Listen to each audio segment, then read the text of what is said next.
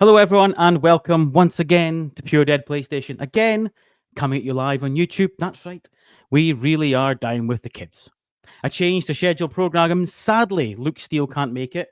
His priorities, gentlemen, work and stuff. I mean, amateur stuff. Amateur stuff. Hour. But I have Joe. I have Kenny. What more do I need? Gentlemen, welcome back. How you both doing? I'm doing all right. I'm in the lands between. I'm actually doing fantastic. You kidding me? How did they make a DLC better than the main game? I have no idea. He started already. Yeah. Oh God, I'm so in. It's like, honestly, it's like a second Christmas for me. Yeah. I mean, I even got I got Mesmer's helmet. I got Mesmer standing right here. Like, I'm all about it, man. People All can in. cry and complain all they want. I'm living my best life today. Good. Kenny, how are you? Yeah, good. Thanks for having me back on. I think it's nice and spicy topic today, with where PlayStation is. But I suppose got a quick story to tell today about. I got a new TV. Yeah, I don't know if you can see it behind me. Nice. I got a new OLED TV, Nice. 55-inch. So, LG? I've had LG. Yeah. Yeah, welcome to the club. I've had like just standard LCD for a while, and it's really good. Samsung and 50-inch, all that kind of stuff. But OLED is where all the cool kids are at, and all that kind of stuff. So I said it's my birthday coming up, 2nd of July. So I said I'd treat myself, and so it was funny because initially we bought it, and we said, "Oh, I'm sure the stand that we have is like this arm that comes out, so you can adjust it. We'll be fine." Yeah. But turns out it didn't.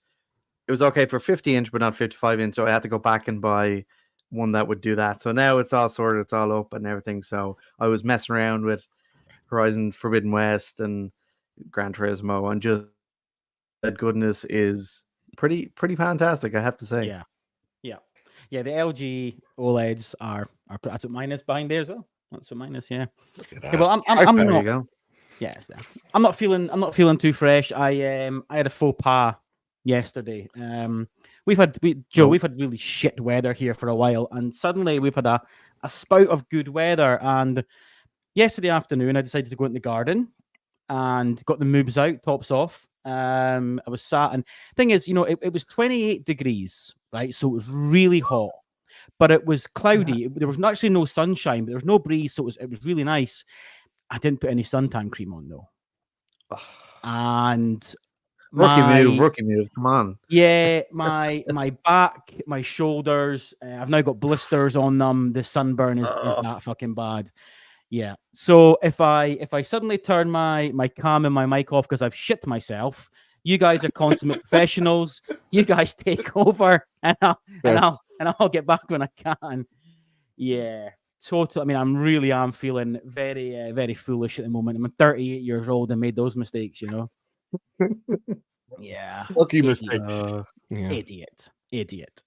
But listen, we're here to talk PlayStation. We have a couple of sort of small news items I want to kind of get your thoughts on. And then we're going to jump into what I've kind of called State of PlayStation. I guess if we're being mature, we could call it a 6-month review. But I'm calling it State of PlayStation because everyone's having little digs and little jibes. And I think it's a good time to have that kind of discussion. But so the first thing was the Portal got an update. Do either of you have the Portal? Oh yeah. Oh yeah. Yeah, you do. I know. I got a Steam Deck, which actually has pretty good. Download the remote play app through it. It's actually quite good, but don't have a Portal because I usually just play it on there anyway. Yeah. So obviously got an update, and it finally addressed the issue of public Wi-Fi, which is where I might now decide to get one because that's what's been holding me off getting one because I have to rely on public Wi-Fi so my work when I'm traveling away and staying overnight. So glad it's finally got it, and I think it will make it a bit more accessible to people. But Joe, obviously, I don't know if is that something that you'll get use out of. Is that for you or? Oh man, I'm first off, the updates to the Portal, not just this one, but the one before it has helped the screen quality when you're in Wi-Fi, or while you're outside the house. And it doesn't degrade as much because that is a problem with the portal, of course. Dewani Raksha in the chat. Sorry, brother. We're supposed to play Diablo today. I got to push that. Sorry. But Sorry. but that said, like, I've enjoyed my portal immensely. This latest update, which I believe I uploaded yesterday, I noticed a very, very positive change coming from the portal. Even when I like connection spotty at some people's place of work, not my own. So like sometimes it craps out, and when it does, like the screen kind of gets jumbled. Not anymore. So even when it's like, hey, you got a shitty connection there, mate.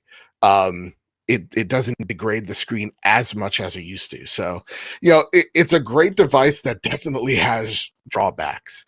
It is good enough if you're at home, if you have good Wi-Fi, maybe you're in a hotel.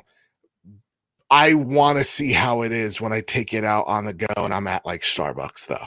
Yeah. I really want to see what that's going to look like for my local. Yeah, for sure. Got a question. What's the, say if you do take it to a hotel or whatever, do you can you automatically turn your PS5 on from your portal, or what way does that work? Because the PS5 has to be on so you can boot it up. Yeah. Okay. So it's sending a signal to turn on your PS5, and then it's pretty much like a mirror mode, Yeah. Okay, very good. Yeah, okay. it's no different to the Remote Play app you can download on your phone. It works the exact same way. As long as you leave it in rest mode, you can then just hook up. It's probably the same software or back end software. So yeah, actually, it's pretty good. And it's funny because everyone I know that's got one absolutely loves it. Ben, who guests on this, it's funny because we used to make fun of him for being more of an Xbox Nintendo fan, but he now plays PlayStation more because he plays in his portal all the time. That's basically all. He doesn't really use a console anymore.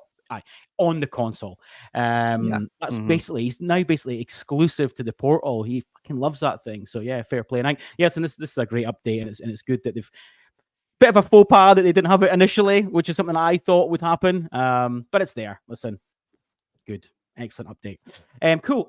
Blue Point this week reiterated that they're making a new IP, although they didn't use the words IP. This is the thing. This is what I wanted to come with you first, Joe, just because if I see one more tweet of yours wanting Bloodborne, I tell you what, mate. It's coming. Yeah. We gotta keep the faith. That's all. We gotta keep the faith. We gotta keep the faith. Yeah. I mean, Peter Dalton, who's the head of technology, I believe it is, over at Blue Point, he was tweeting, and someone directly asked him, "Listen, are you guys still working on a new IP, or what are you doing?" And he replied back saying, "Nothing has changed since our statement that we're working on an original title. Everything takes time. We're committed to sharpening our skills." And I suppose I'm going to kind of throw 2 points at you. One, do we believe it? Are they covering? Is there something else? Because Blue Point, they just do remakes and remasters. That's what they were bought for. But it's his wording of original title. Nobody says that. Everyone says new IP. I've even wrote it in the fucking description. IP. That's what people say.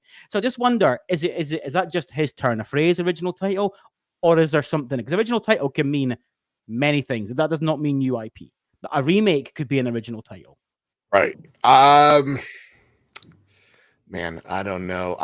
Because there is a reason PlayStation bought them, and I do believe there's a reason why they started with Demon Souls.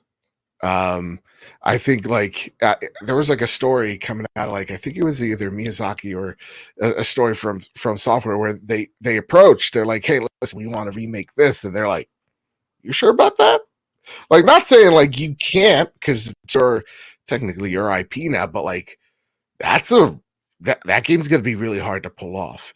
And I think they pulled it off to such a degree to its detriment because some of the systems out there should have been changed. The World Tendency system sucks and it's awful. There was some things it's why did you do it this way? But that said, they are faithful even at a fault. When they say original title, they are the only ones I trust with Bloodborne that is not from Software. You know, I think Jeff Grubb has stated this in the past, where it's like they could have gotten to do something Bloodborne related, but From Software now has become just so massive. So that must be a bigger ask than, you know, than they'd like. So I think From Software is a little bit too big for Bloodborne now, but also From Software has, and it's shown time and time again, a massive amount of love for that IP. They just don't own it anymore, or else we would have seen a Bloodborne 2 a while ago. So for me, I don't know what this means, because it is really slippery language of It like, is. Yeah. like just say a new IP. Yeah, original. That's the thing. So I'm maybe reading too much into it, Kenny. Obviously, you're a journalist. So what does your journalistic instinct say?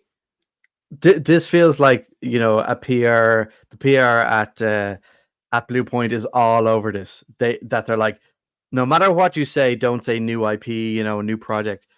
It's very clear that from day one, this has been, oh, we're working on, you know, an original project, or skirting around the line of, because we all know what new IP means. We knew it's, you know, from the ground up. It's so based on that, and you know, from the past few years, people guessing, like, yeah, I have a feeling that it's.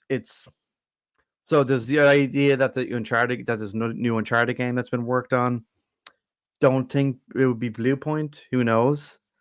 So then I suppose the question would be, if it's not a completely new IP, what would the franchise be? And I think they bought Blue Point. Sure, they did incredible jobs with the remakes, Shadow Colossus and Demon Souls, but I think they saw the talent that they have, and that they're like, well, maybe they could have two teams, and one could be doing remakes, and then one could work on original IP, because such is the kind of pedigree they have. So I hope it's kind of maybe a dormant franchise or something, because there's a lot there in the Sony back catalog that they've revitalizing. And, you know, like, I suppose the question is, based on their pedigree, it possibly an RPG. So there's a long list of the possible stuff, you know, you could do in that sense. So yeah, it's still a mystery, but like, this is legal is all over this. There's very clearly, when he tweets out, you know, he knows that I can only say this, you know. Yeah. And the thing is, I had a little look, and I tried to see. I wasn't quite sure how big Blue Point were, and the only thing I could literally find was Wikipedia, which I think the information was 2 or 3. It might have just been after lockdown. I can't remember, 2022 maybe. And it said they had 80 employees. So even if we said worst case 100 employees, that's not enough to be working on 2 games. That's barely enough for 1 game without outside support or even internal support. So it's 1 or nothing. Not 1. It's 1, not 2, isn't it? So yeah, if they are making a new IP, and if it is, and it's just the guy's word, which is fair enough, they're definitely not working on any kind of remake. But we just don't know. And we're going to come on to that, I guess, communication. But I'm always on that side where I'm hopeful, especially for the Bloodborne fans, which isn't me, that they are working on something. And I know Miyazaki was in the press recently, wasn't he? He was saying that, again, he was very careful what he said as well. You know, he basically said the ball's not in our core. We would love to do it. Yeah. I think he was talking about PC more than anything. But if you're making a PC port, you'd make a PS5 port. But he was very careful in what he said. Didn't leave much out there, but basically said, listen, we'll do it, or we won't be involved. But PlayStation need to pull the trigger. So, yeah. Do you think you're going to get your remake, Joe, anytime soon? Yeah, it's just not going to be from Software. We really have to be okay with that.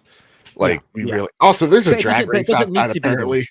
It doesn't need to be from Software, does it? That's the thing. It doesn't. It doesn't. Yeah, it doesn't. It doesn't. So, you know, just so you know, I keep on hearing the same muscle car going down the street. It's really pissing me off. I've got one. Yeah. All right, good. But no, like, the thing is, it's not a matter of if, it is a matter of when. I know I sound crazy because it's been so long, but PlayStation knows how popular this IP is, and they're not.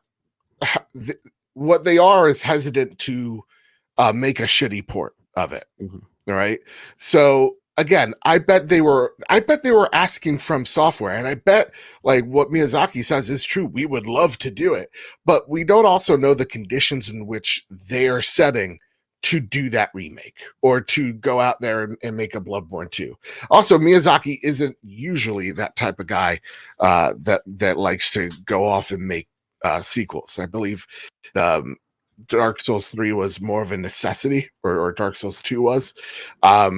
So like when they can, they would like to move on from a project unless they have a really, really, really good solid idea. So I would think that there are ideas that they have with Sekiro, and there are ideas that they have with Bloodborne that I would love to see them explore, but that's probably with new IP somewhere down the line. We'll probably maybe even see it at a Keighley show, sometime next year. Because I know, as I say, they don't like doing sequels. They do have Armored Core something or whatever number. So that just came out last year. So they'll probably have a trailer for us sometime soon about what they're cooking up. But it's not Bloodborne. I would like whoever's going to take the reins to just take their time as much as the 10th anniversary is next year. Okay. So we're gonna get, like, to me, it's like, if we don't get an announcement by year 10, it's not happening. Yeah. Right. Yeah. Or it's somewhere in the PS6. But yeah, the new IP, it's like, I don't know. We've heard rumors that Blue Point's working on a Metal Gear. We've got rumors that Blue Point's working on a Castlevania.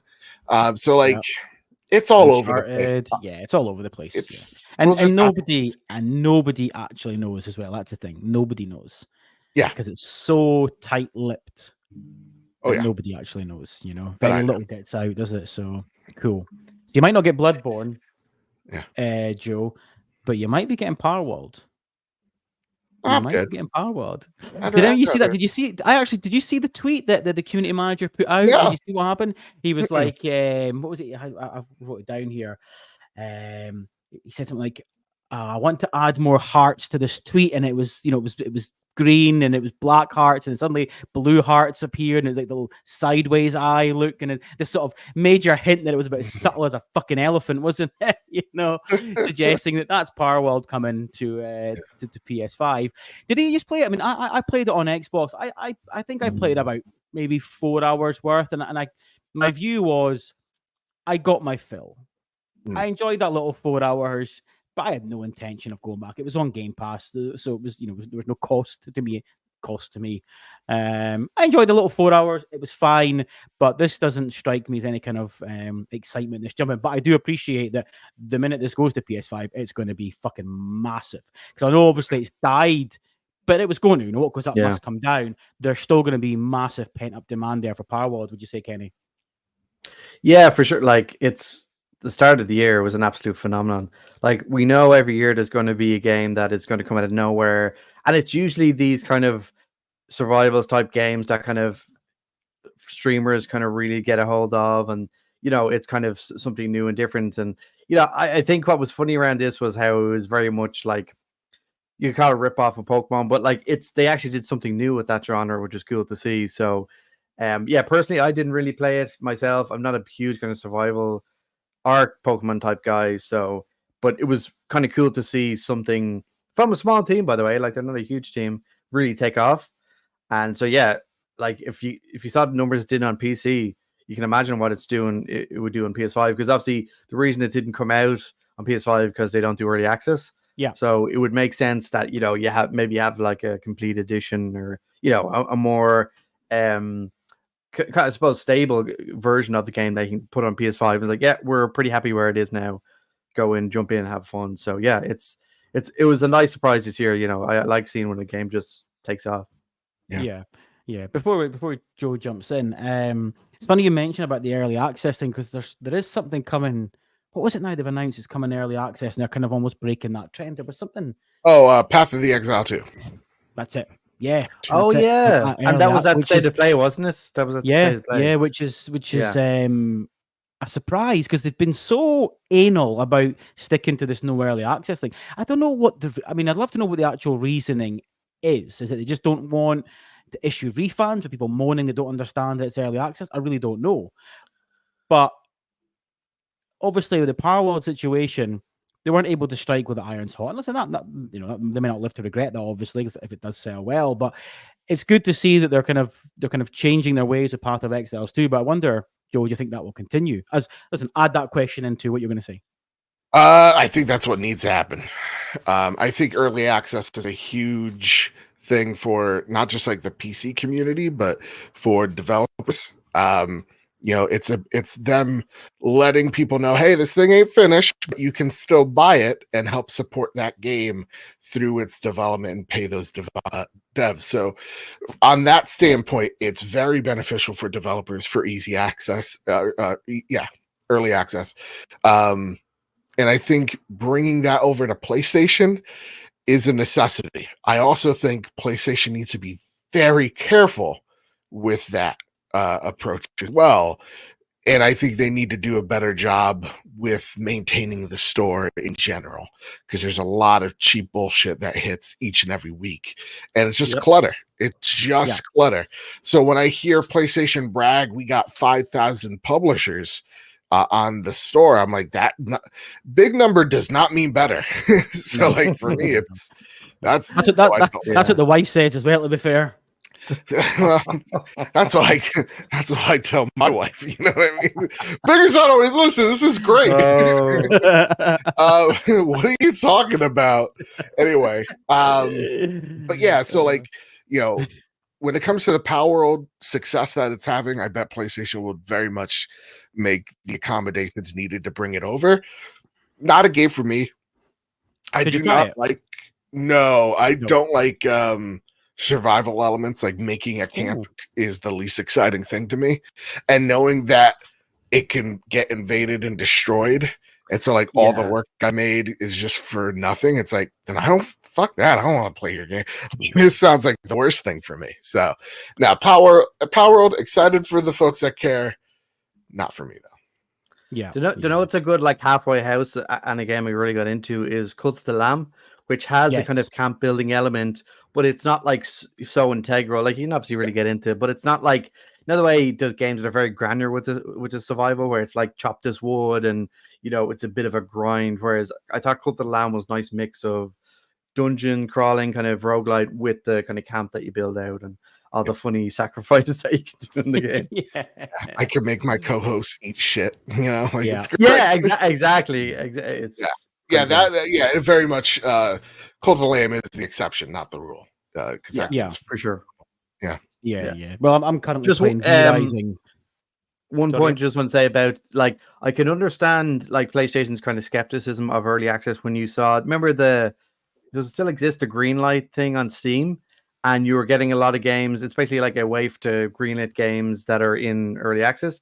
There was a lot of issues on Steam where these games were like basically broken, and people were like, "Well, I'm not happy with what I played," and there was issue with giving refunds. So I think early on you can understand that kind of skepticism is like, "No, we're not allowing early access on our platform." But I think you're seeing now that early access, it's kind of like it's more smaller tweaks or like balancing stuff as opposed to the game just being like this, kind of empty void that is like, exactly. Yeah, that's nowhere near done. You're seeing games being in a much better state, and then it's just about adding on to that and what gamers want. So yeah, I think I understand where they're coming from at the start with that kind of stuff.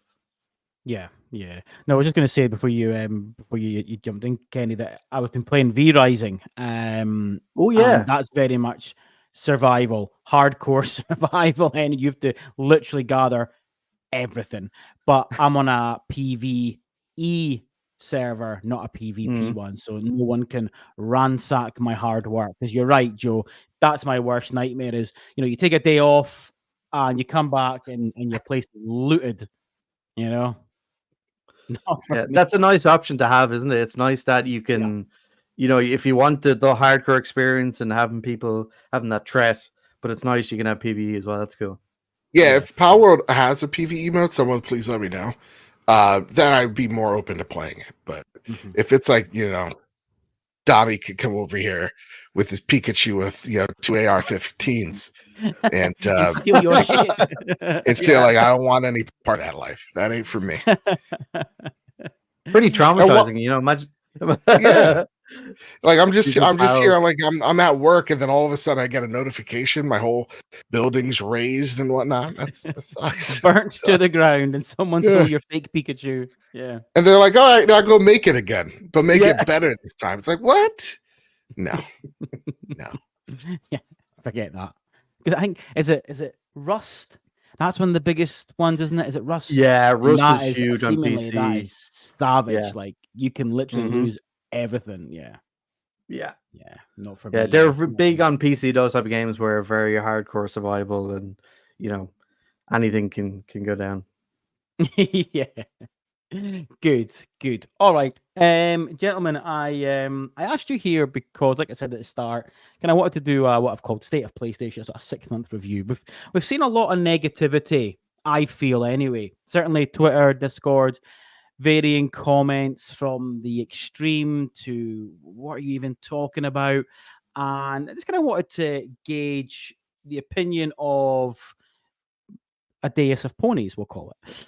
No, just, no. Listen, I just kind of wanted to shoot the breeze with you guys and just kind of get see where yous are, where I am, and I think there might be things that we agree with, or that yous agree with, or don't agree with in terms of public perceptions of the way PlayStation's going at the moment. And I kind of thought, listen, try and keep the discussion away from look how much money they're making, because that's great and it's important and we know that for an investment, but I kind of wanted to focus on more what it means for us as gamers in terms of where things are. So I'm going to kind of keep this as an open forum. You can kind of go anywhere you want, any kind of discussion you want, and if either one of you wants to start or event, I'll start. I just love how PlayStation money bags every single game that comes out to make sure it runs better on PlayStation than Xbox. Make sure that it comes out. He went there already. Yep, before Xbox. I love how they don't even tell anybody that they're doing it. They don't Really even smart. put those games on it. Oh my god, because I'm talking about it, which means the whole world's talking about it. I just like this little narrative that I've put inside my own head because my company that I root for is putting games on this box because theirs is failing. No, that said, one thing that truthfully, right? The one thing that I am getting fed up with is this constant drum of PlayStation is somehow the big bully and this big Goliath in the industry. And first off, it absolutely is all of those things, right? So when I complain about it, what I mean is towards other companies akin to like Xbox or Steam, these other monoliths in games. Like they're all just competing they're competing with each other for our dollar. So like when I see something like the Wukong debacle over the last weekend over a blanketed PR statement that I could have crafted up, and just went, oh, okay, well, I know the Black team has stated that like they're optimizing the Xbox version, but like somehow it's PlayStation's fault that the Series S exists. It aggravates me. So there's a part of aggravation towards like wanting to make PlayStation the ultimate villain in this story that we're concocting, when at the end of the day we shouldn't, like, it's just like we both enjoy our PlayStations and we enjoy the ecosystem and we cover PlayStation respectfully. We're not like, this is my team, I'm not on their payroll, I don't care. So that's the one thing that greatly annoys me, that I needed to get off my chest out the gate. Glad you did, because it's getting foolish at this point. So the one thing that I would say that I like from PlayStation thus far is it seems like they have listened to devs' concerns and helped where and when that they can. So, going out there, working with, the Baldur's Gate 3 folks, working with Yeah, the Wukong folks, working with their partners and even the ones that they don't have an exclusive deal with is really awesome to see. So that we're not waiting forever for, like, for example, a Power World to come out. Yeah. Or a great example is like Final Fantasy Rebirth in 16. They literally had PlayStation Malaysia help the Square Enix teams make those games. Stellar Blade, that game would not exist if it wasn't for PlayStation financially backing the game and then also helping them get the game out and publish the game. So on a publisher standpoint, they've done a really good job on that angle. I want to know what Kenneth says, because I know I started just immediately just started throwing haymakers randomly. Yeah. Just before you jump in, Ken's gonna say, regarding the Wukong thing, that, I mean, it's amazing, because Xbox's tweet was, we can't comment. So what did Xbox do? Well, we're going to fucking comment then. They literally said, we can't comment. So how can you take that in any other way? And like you said, Joe, if they had paid for any kind of exclusivity, whether timed or otherwise, they would shout it from the rooftops like they do with every other game. And not just that, because people are obsessed with these secret deals that PlayStation doesn't concoct. It just fits into their fucking narratives. I'm sorry I'm cursing too much, but this whole thing has aggravated me this whole weekend. It's like, legally, you have to disclose if your partner is PlayStation, because if I walk around going, hi, my name's Joe and my partner is PlayStation, and I don't have a partner with PlayStation, I'm letting on my investors that invested money into me, and I am lying to them, and that's super illegal. When PlayStation, for example, has something like Jedi Survivor and has the marketing rights for that game, look at the bottom where it says timed exclusive comes to other consoles. They legally have to say those things, right? So when Xbox, PR gets asked on a random Friday evening, and they don't know what exactly is the main thing going on, they're going to give you a nothing answer, if that at all. And I think it's a problem for them to have answered, because, admission is guilt. That their Series X is a fucking potato. So it's them just going, it's what the Black Myth team said. We're optimizing the Xbox version. Yeah. Legally, they're not going to lie to you going, we actually have a deal with PlayStation, because they don't.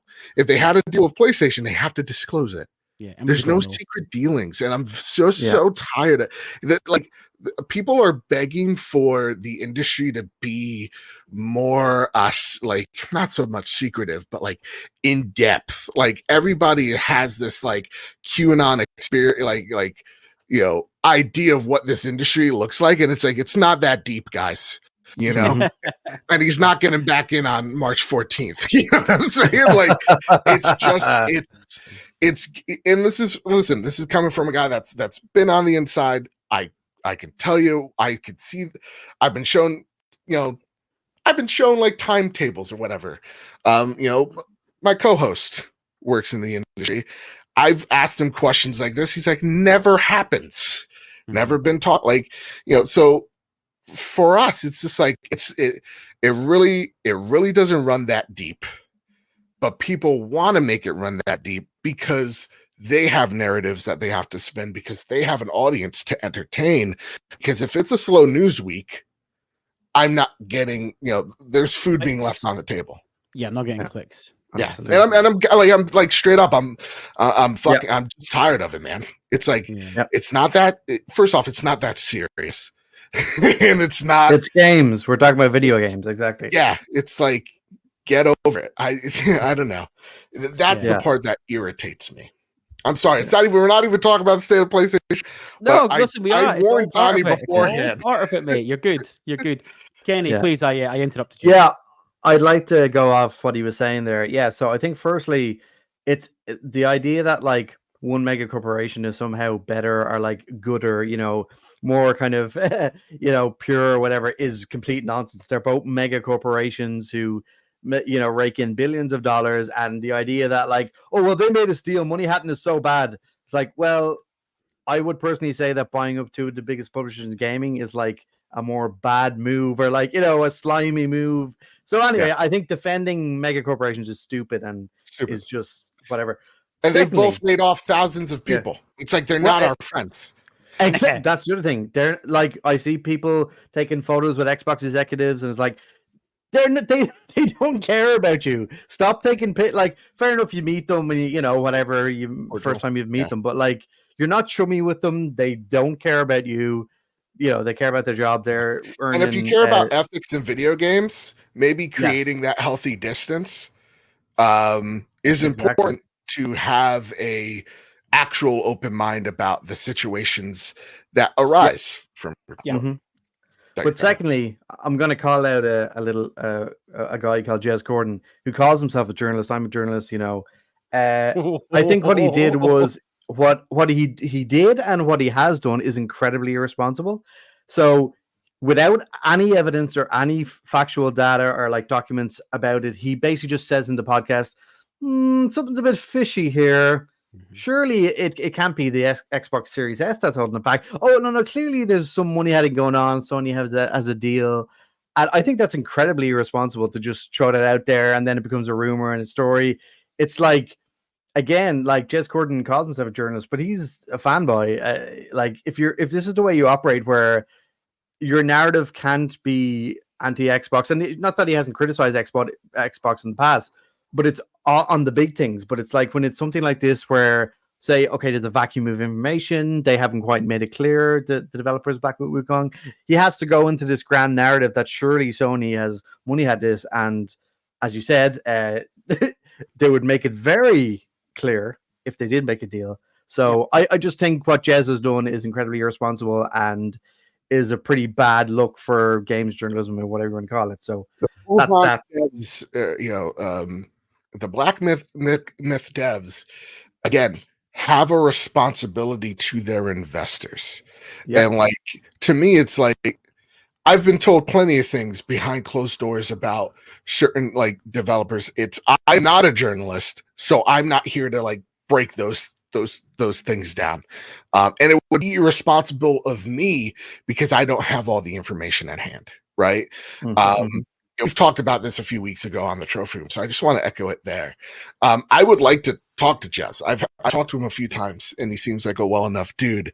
But like, to me, the issue is, you might not consider yourself a journalist, but you are creating news, and you are part of the pipeline that is you manufacturing news stories that us aggregators aggregate and talk about.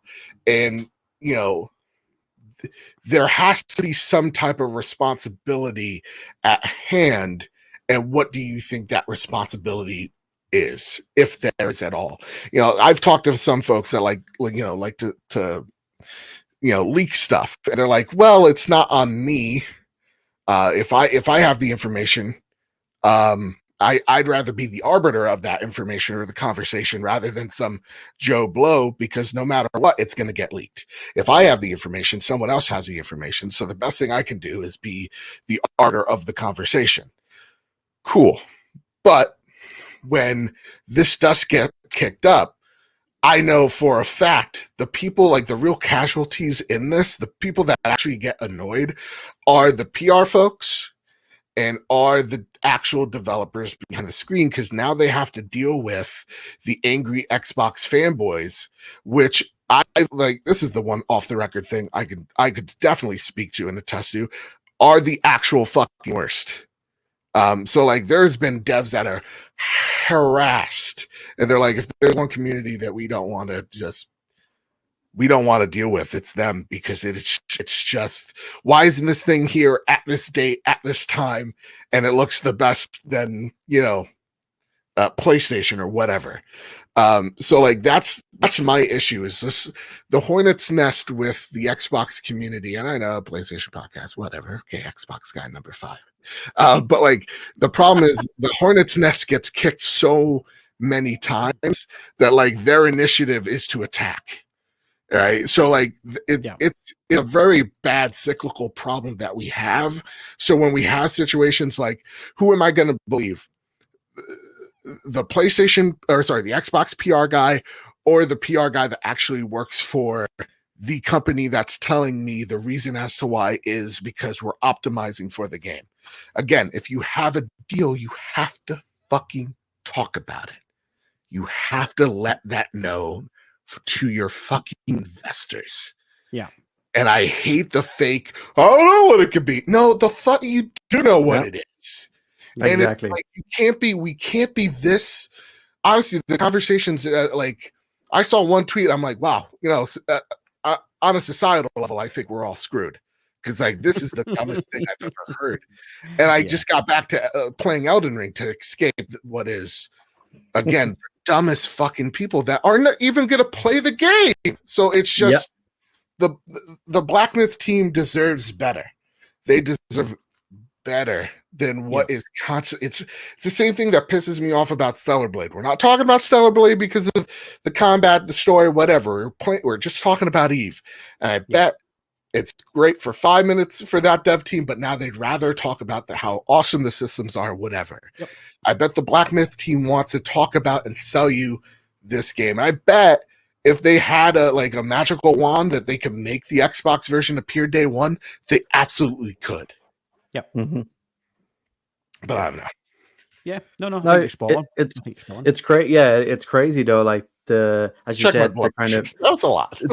But the pressure that is put on these devs of like, where's the Xbox version, or why isn't it coming day and date or whatever? It's like, at the end of the day, like, I just think there's a lot of toxic elements to the game community, and it's just, I don't really it's kind of been festering for so long, and it's just gotten worse with social media, and it's just like, at this stage I don't really know. Like, for example, if I hear, say, a game isn't coming to PlayStation, say it comes to Switch first or whatever, what do I do when I hear it?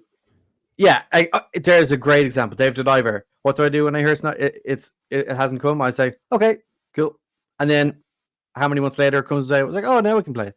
And it's like, first of all, there's so many games to play. So Black Myth Wukong, when it eventually comes to Xbox, maybe that'll be a good time. There might be a dry period, and it's actually a good time to kind of launch then. So it's like the idea that, like, oh, how dare they not have it day and day? It's like, well, this is development. We've seen it with Baldur's Gate 3 before. Their first team.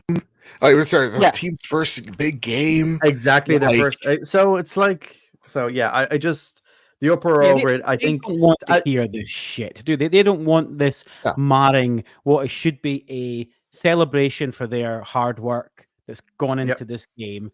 That should be the focus. And to be fair, I think the Windows Central interview has fueled the fire. I don't want to say it was intentional from Xbox's point of view, but certainly I dare say that the Wukong development team, they won't be happy with that, I don't think, because this only started because of that. We can't comment on other people's deals. Well, there isn't a fucking deal. There isn't a deal, And to know what's funny, the Wukong developers are trying to bring their game to their platform. Like, they're trying to do a good thing, and so thank you very much. Yeah, exactly. It's like, what? Yeah, it's so weird. It's so bizarre. So cool. This is kind of a PlayStation. I'm so sorry. That's part of it. That's part of it. Do not worry. It was down in the notes to talk about it anyway, so it's fine. You're all good. Good. This is kind of an open question, but obviously it's been several weeks now since we had sort of PlayStation State of Play. We had obviously Summer Games Fest, Xbox Showcase. How are you guys feeling now? Sort of, I suppose you could call it, with 2020 vision on how that all went, and then again, it's more of a loaded question leading into about the fact that, is a showcase coming? What are we expecting? Or is there going to be a reaction from PlayStation's perspective? So very open, loaded question there. So again, take that any way either you want. Joe, if you want to, or Kenny, Mark, one of you. I mean, Kenny, you want? I had a Kenny, Joe, you had your rant, So we were talking a bit about this off air, and in the DMs, and I think the start of this year has been incredibly strong for PlayStation, and I suppose you could look at it in a negative or positive way, that it hasn't been on the back of first party, that it has been deals they've done like Stellar Blade, as you were saying before, like just even seeing the kind of glow up that game has, and who knows what it was like with Project Eve. Maybe it was a much smaller game in terms of the scope that they initially had. The PlayStation was like, no, we'll back you with this. We'll give you some money behind it, and you can make the game they had envisioned. So you had stuff like Rise of the Ronin, Final Fantasy VII Rebirth, one of the biggest games of the year, is exclusive to the console. So I think they've done a really good job of filling those gaps inevitably left by first party, because realistically, that's what it's coming down to, is just how slow first party has been with their releases. And the idea that there's been nothing is pretty ridiculous. We've had God of War Ragnarok, Horizon Forbidden West, GT7, we've had Returnal, Ratchet and Clank. So there's been a lot there, but I suppose maybe the likes of Naughty Dog, The Last of Us Online being cancelled, that's a big blow, and maybe does that push their next game a bit further down the line. So I think that is definitely the thing that is frustrating a lot of people, that we don't know. Like, we know Sonny Bend is working on something.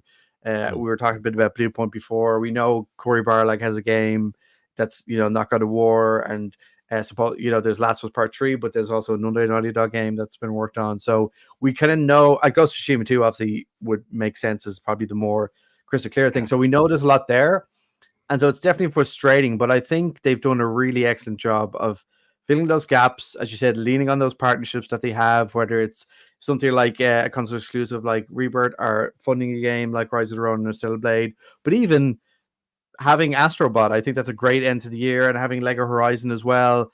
Again, kind of a different market, a more kid-friendly, family-friendly market. I think that's really important as well. And I think, honestly, Astrobot, like the Playroom game, is absolute blast. Just looks like it's going to be an absolute banger. Astrobot, as it's called, just kind of, this more bigger game. So I think, in a year where, they don't have a Spider-Man 2, I think they've done a really good job of, and even Helldivers, of course, has been a huge success. Helldivers 2 has been huge. So I think there's been a lot of variety, and sure, maybe it's not like huge bangers like, Naughty Dog's next game or Santa Monica Studio, whatever it is, but they've done a really good job in general with their variety and in general. So yeah, I think it's been pretty solid, with the console sales kind of reflecting that. Yeah. Joe? It's hard for me to say that this, I think, like, comparatively to last year, sure, a lot slower of a year, right? Because it seemed like every other game that I was playing last year was like, this is game of the year. Like, it started with like Dead Space, then we had I know there was something awesome in February. Then we had Resident Evil 4, Evil. Like, we had Baldur's Gate, we had Spider-Man, we had Alan Wake 2, we had Final Fantasy 16, we had Zelda Breath of the Wild. It's like Tears of the Kingdom, like, awesome. And this year it's like, comparatively to last year, okay, I get it. But I've still had a lot of fun with the games that I've been playing this year. The industry usually ebbs and flows. One year is like really strong. The next year, maybe it's a little weaker. The next year after that, strong. Then maybe the next year after that, a little weaker. So, like, it ebbs and flows. And I think we're in the flowing state. Yeah. That said, though, the deals that PlayStation made, it seems like, for the most part, have been very successful for both PlayStation and those teams. So, again, I think maybe with the exception at this point, we could admit that, like, Final Fantasy VII Rebirth is going to probably be the last of its kind. Still a great game that gamers are enjoying. So if I'm taking the sales part out of it, it's like, dude, Prince of Persia was fantastic. Helldivers 2, fantastic. Final Fantasy VII Rebirth, admittedly, to me, it's not my cup of tea, but Stellar Blade has been. You, Joseph. I know. Supposed to cut the company line, but like then to look forward to like the second half of this year, it's like, we got Astrobot. Like, we got Lego Horizon, which we'll come on to that. That topic. People, I know we listen. PlayStation had games until people wanted Lego Horizon. What can I say? So I think this year's been solid, but the promise of 2020 has left me still wanting, and PlayStation needs desperately a showcase to give the hardcore, that is us, something to get excited about, because it seems like we're just twiddling our thumbs. So Yeah. so far it's been Yeah. solid. It's just not been all too great or amazing. Yeah, I mean, Richard in the chat has made a point there. Obviously, you mentioned about ebbs and flows. He's in 2025 is shaping up to be fantastic, with the caveat no one's going to be is going to want to be within 2 months of GTA. Rich, 3 months, mate. To be honest with you, You know what? You're right. Just yeah. every other developer take the year off next year. Just go on a Yeah, I know. vacation. We ain't touching GTA that shit. 6. Yeah, just leave it. Yeah, it's funny because I think attitudes, certainly my attitude has changed. And I'll be honest with you. And I had this debate with Craig recently that, I used to be one of the ones that used to make the little jibes that, all your games are third party. All your games are third party. Where's your exclusives? I used to be one of those guys. I did. And then, but obviously that was the sort of most of the PS4 generation. As we got towards the end of the PS4 and the PS5 generation is when we saw this real shift from games taking 2 years to become 3 years, to become 4 years, to become 5.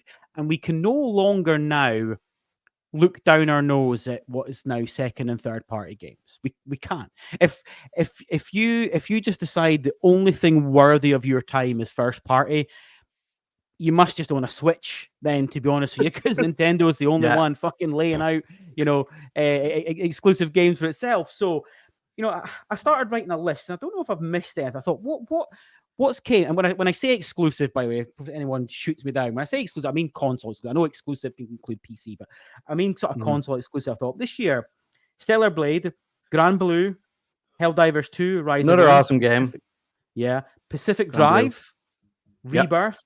We've obviously got Concord coming out shortly. Yeah. And as well as I'm playing V Rising. V Rising's not on Xbox either. It's never been marketed as exclusive. We've never actually known the reason why it's not on Xbox. Nothing's ever been asked. But that's another game that's it's not. But you know what I mean. It's not a deal. But it's still. If you want to play that game on console, you got to play on PlayStation. So I do think that certainly my attitude has changed. That listen, these games are incredibly important now. Particularly if you want to play a console as much as we do. And then, I sat and looked. In fact, I'll even share the screen here. The wonders of technology. Look at this. Oh, here we go. Oh my god. Wonders of technology. I was going through the Sony business update, and do you know what? It's funny because this is something that I've said, and I got shot down for this before. That I felt that. Okay, I think we can all agree that there is too many games in that you can be very choosy in what you want to play. The market is flooded.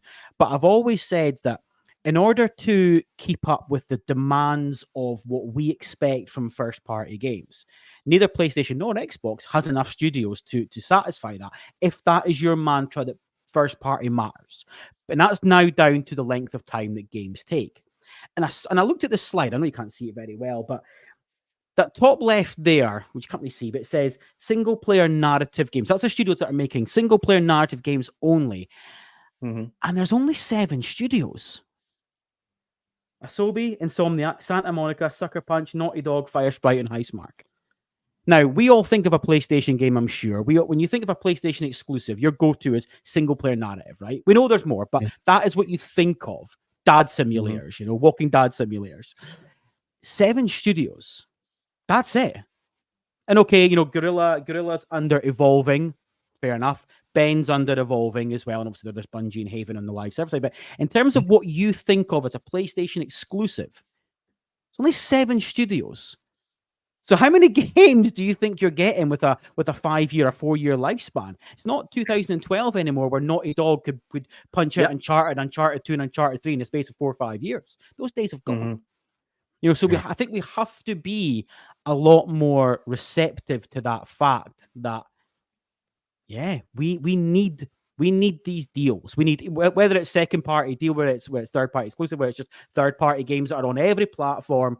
We rely on these, and obviously Sony have said that they are going to be pushing second party deals into the sort of next midterm 3 to 5 years. For that reason, you've only got 7 studios making dad simulators. What else is there to play if you don't have these other deals? So I think it's vitally important. I do think we need to kind of stop turning our nose up and stop saying PlayStation's had no games this year. Well, that's a fucking lie, That's a lie. I think I think there's a lot of hubris, and especially after the Xbox showcase, which was excellent, by the way, absolutely Oh fantastic. yeah, stellar. But a lot of hubris around. Oh well, who was the games now? Kind of thing. That kind of turning it around. But yeah, like I think that is, as comment says here, like that is just the unfortunate thing about this generation is especially we're talking about AAA games, like they just takes it, like especially I think that it's the Achilles heel, if you think about it, of Sony, is that the standard is so high that they're not going to ship a game that took 3 years to make, isn't fully completed, has cut content. They have a standard that they have, especially the PS4 generation, really crystallized that. So they're not going to release something that just isn't up to that standard because it really has a bad effect on the brand. So in a way, though, that is like the kind of problem because they need so much time in the oven that it is kind of like, well, when's it going to come? When are these games going to come? So I think you were talking about it. Will there be another showcase? If the PS5 Pro, which everyone assumes is coming out this year, that's definitely going to be the big splash where you would assume Ghost of Tsushima 2 is just announced. Not that it's like coming out this year, but yeah, that you start seeing, because we know that Wolverine is meant to be out next year. That's not happening next year, I don't think. So then Venom was meant to be the one that was a bit further on in terms of Insomniac. Because if you think maybe the team that was on Ratchet and Clank Rift Apart in 2021 went to Venom, or whatever way it works. But yeah, I think you will eventually see those dominoes drop and see those big bangers that everyone expected. But yeah, I completely agree in terms of we're no longer like, would it be amazing if like, you could get like 2 new IPs from Naughty Dog and, all, making tons of new games. Yes, but it's just not where we are, sadly. And I think in one way, for me anyway, like I love, stuff like Balatro, these smaller indie games.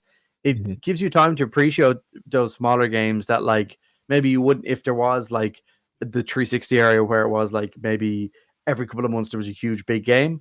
I think you're seeing then that smaller the indie space is really kind of taking over with that variety and cool new ideas. So yeah, it's definitely a double-edged sword, I think I'd say. The double A space is bubbling up right now. Yeah, right. And absolutely. in the indie space as well. So like I kind of put them in the same group. And I think that was one of the things that THQ tried to do, right? Embracer tried to do.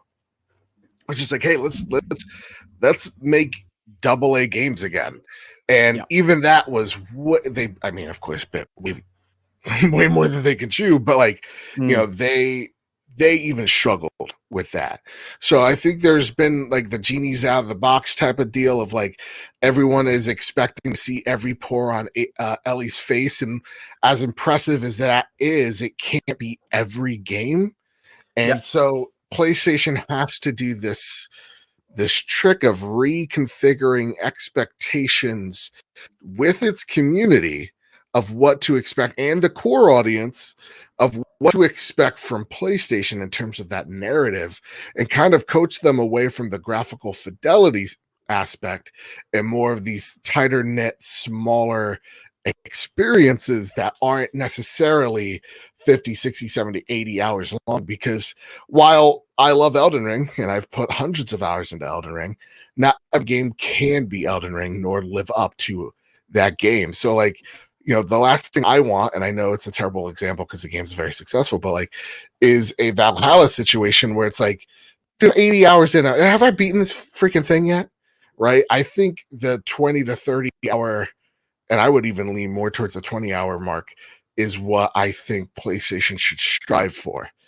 Making those middle-sized games to, hold you over until you get your Wolverines, but not every single game can be that. And I hope we see that Astro and Lego is a success, because I think that would point us in the right direction. Yeah. Kenny, you brought up obviously the Xbox showcase, which to be fair, we all agreed was great. And obviously one of the main comments that I'm seeing at the moment is, where's the roadmap? Where's the PlayStation roadmap? Seen the Xbox roadmap, and I saw a clip earlier I think it was from. I think in fact it was. It was a Sacred Symbols clip, and it must have been from their recent podcast. And they said the same thing that many of have said. It's, people seem to think that Naughty Dog, Santa Monica, Sucker Punch are sitting playing Pal World. They're not working on anything. You don't need to be spoon-fed every bit of information. One, just enjoy the moment, enjoy all the fucking games you've got at the moment, and maybe a bit of common sense that these guys are working very hard and games are coming. And I went back and I looked at the Xbox showcase, and listen, it was great, of course it was. But 17 of the games shown you knew about. Many of them you've known about for 4 years. Obviously, 13 of them are coming to PS5, but that wasn't really the point. 17 games you knew about. So at the same time, do you want to hear about every single game that's 3, 4, 5 years away? Or would you rather it be concise and you get announcements that are games that are maybe within 18 months? Build up the hype, no more than 2 years. I don't want to see a roadmap for 2028. I want to see a roadmap for games that are coming out next year. I don't want to see any game. I don't want to see any announcement from anybody, PlayStation or otherwise, if that game isn't landing down the chimney from Santa Claus by 2025. Anything beyond that, I don't want to fucking hear about it, because I've got so many games now, and to play within that time. You don't need to tell me common sense that you're working on Ghost of Tsushima 2 and it's 3 years away. Well, I fucking knew you're working on that. Game was great. Of course you were. Yeah. And I think, I think that's the interesting thing, is that you've seen a shift from Sony. Because what was the E3 conference with Final Fantasy VII Remake was first announced? It was a decade ago, nearly. Yeah, but that was like 4 or 5 years before the game came out, which was in 2020, and they had Shenmue 3, and you could see it was like very much these hype announcement that they know people are going to get excited for, but are still actually quite a bit off. And you've seen a change in the way Sony do, where it's, well, first of all, they don't communicate much at all. It's very tight-lipped. Yeah. It's usually blog posts, if anything. They don't do interviews willy-nilly. But also, yes, as you said, they're not doing this like 3 years out. This is what it's going to be. And because I think they understand that, like, it does put pressure on devs sometimes, because a lot of the time they're making a vertical slice of like, oh, this is what it kind of could be. We haven't actually got there behind the scenes, but you don't know that. So I think what they're like, I do understand the frustrations about not so much a roadmap, but these studios that we love as PlayStation gamers. What are they doing? What is it? And personally, I don't want it to be leaked, and because I'm kind of anti-leak culture. I don't really like everything being leaked because it ruins the surprise as a fan. But I think, especially when it's hacked as well, of course. Well, that's just fucking scumbag behavior. But I just think I can understand where people are coming from, where it's like they have a huge reverence for the studios, but it is just like the things have changed. Like, as we said, we're not the development cycle is just much bigger, and it has ballooned, and same with the cost. So I can kind of understand both points. What you're saying, that like there is so many games and kind of cool down, it's fine. But I kind of understand that passion of like, yeah, but where's the next Naughty Dog game? And because some people are like, will the next Naughty Dog game be even on PS5? It's going to be on PS6 because of how it got put, So I understand that kind of fear of, are we going to get these games this generation because they take so long, Yeah.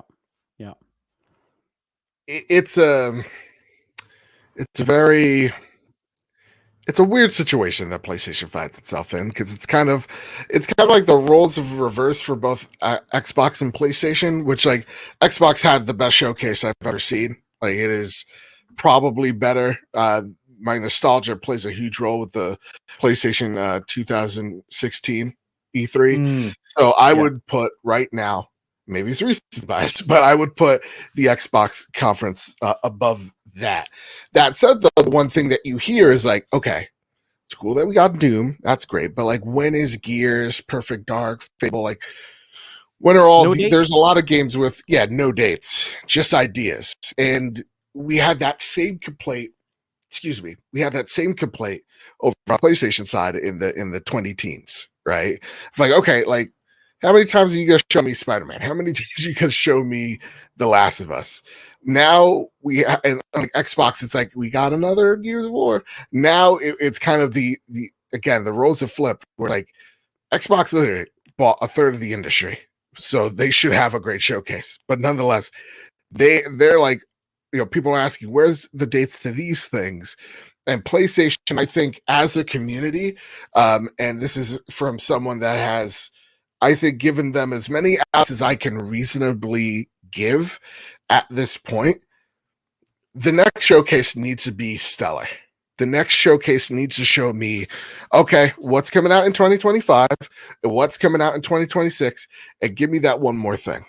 I think we as the hardcore fans we've been wanting PlayStation to talk to us since this generation got off the gate, and I think we're hitting a fever pitch, and I think we're all getting tired of like, okay, listen, we bought this thing and we've enjoyed our time with it, but we all think game consoles are an investment. So where's my investment for the next 3 years? Because listen, I could get a good trading value for this.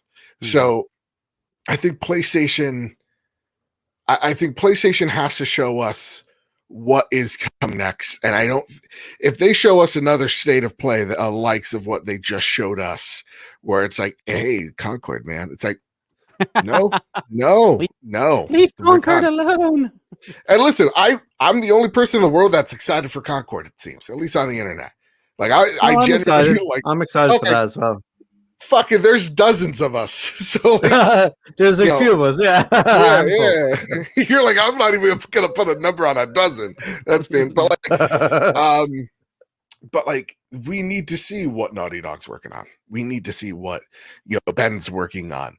I think the next within reason, though. Within reason. Oh yeah. Listen, I as I say that, I'm like, 2025. Seems like within reason we would get 3 really big reveals.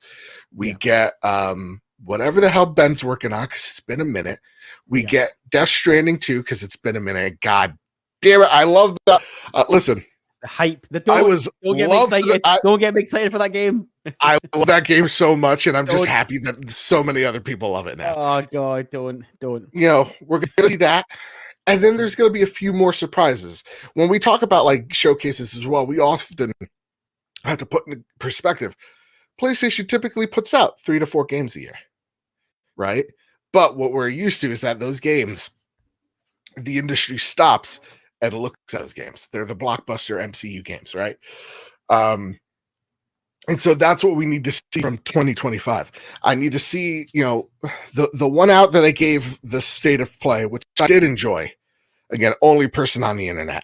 And apparently I said that because I just want a code for Concord, though I pre-ordered it. I didn't know these people. Yeah, same here. I pre-ordered it. Yeah. By the way, this is my shout out. If anyone's looking for, I still have my 5 codes.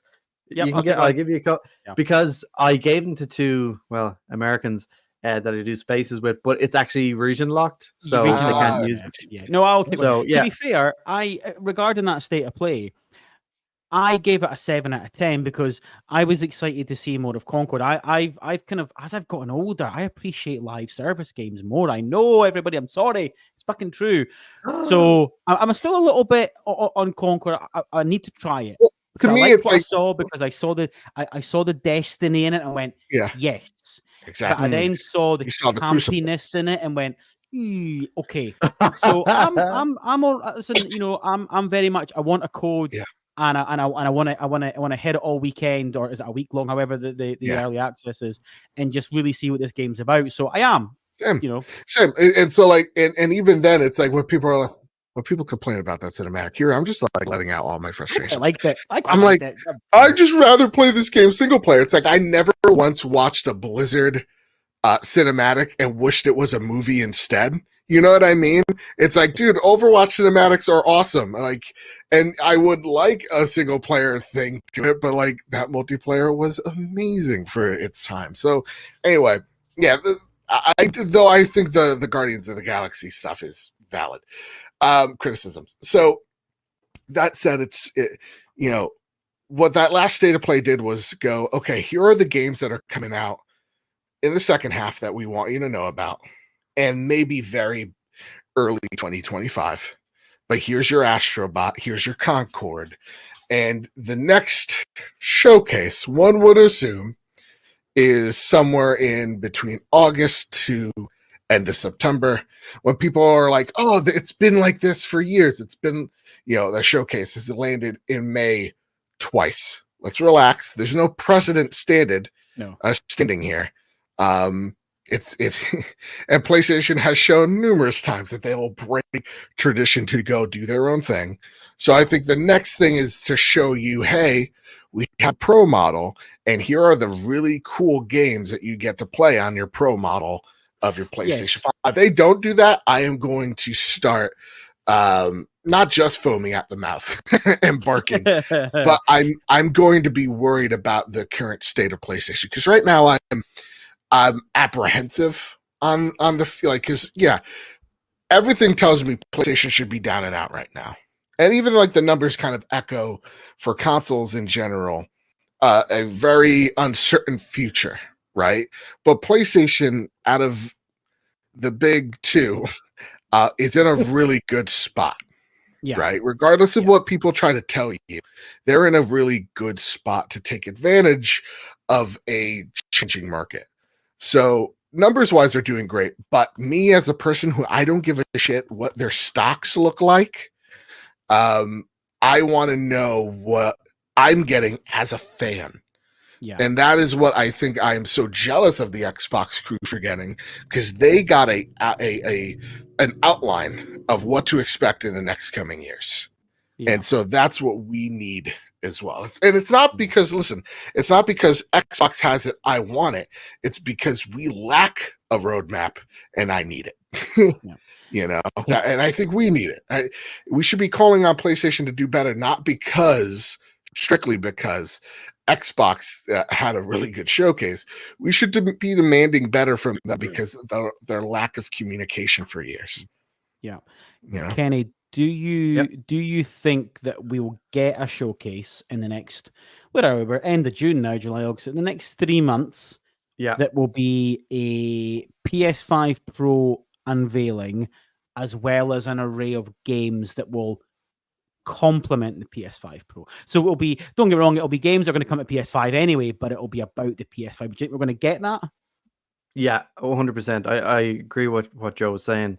Of course, I'm the same. I want to see this big blowout where we get the games, and I think that this is the time, because it's going to be close enough to the end of the year that, like, they'll be like 6-7 months away. Maybe it's a bit longer, but it'll at least be that year that they can say it's close enough now. Because say, for example, if they did have a big blowout at the start of the year, and then it's like, well, the game isn't actually coming to like early 2026, then there is going to be that issue of like kind of that they were trying to just hype it up to build hype. But yeah, I think this is going to be the one where we do see Ghost of Tsushima 2. I suppose the question is, like, we might, whatever game is going to be more further ahead in terms of development will be the big showcase. But then I think they also do need to at least tease or give us even like a gameplay demo of the Cory Barlog game or whatever the second Naughty Dog team is working on, because I think that's just, it would feel like the right time to do that. It's like, okay, we've had 4 years of this generation. We're going to have this, big blowout with the PS5 Pro, and these are the games that you've been waiting for, and here they are. And again, there's probably all going to be at different stages where one is going to be more ready than the other. But I do feel that's where all guns blazing, they're going to be there. And it makes sense. I know I completely agree with Joe saying that, there's an apprehension. There's like, why don't they just show us now? But I think if they can just have that, wait a bit longer, then they'll be able to fire on all cylinders and have it all come together with the PS5 Pro reveal. Yeah, you'll see the real hypocrite in me come out if the showcase comes out, right, and they show all these games that all the studios are working on and deals they've done, and half the games are 3-4 years away. Also, like, you'll see the hypocrite, the guy that sat here and said, "Don't want to see anything that's not coming out in 18 months." Fuck me, there's not not like a good old hypocrite, is there?